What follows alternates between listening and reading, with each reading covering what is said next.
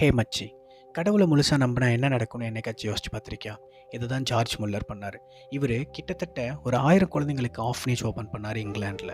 இதில் இன்ட்ரெஸ்டிங்கான விஷயம் என்ன அப்படின்னா, இவர் யார்கிட்டையும் எப்பயும் பணத்தை கேட்கவே மாட்டார். இவர் பண்ணுற ஒரே விஷயம் கடவுள்கிட்ட பண்ணுற பிரார்த்தனை தான். ஒரு நாள் காலையில் அந்த குழந்தைங்களுக்கு சாப்பிட்றதுக்கு எதுவுமே இல்லை. அந்த குழந்தைங்க எல்லாரையும் கூப்பிட்டு ஒரு இடத்துல உட்கார வச்சு பிரார்த்தனை பண்ண ஆரம்பிச்சிட்டாரு. தட்டில் இல்லாத சாப்பாட்டுக்கு கடவுளுக்கு நன்றி சொல்கிற விதமாக.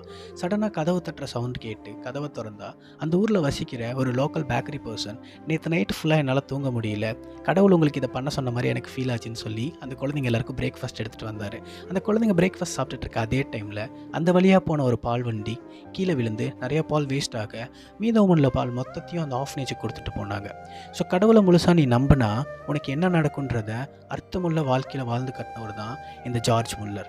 இவர் சொன்ன விஷயம், கடவுளை நீ முழுசாக நம்புற அப்படின்னா உன்னோட லைஃப்பில் நடக்க போகிற மேஜிக்கை யாராலையும் தடுக்க முடியாது. So daily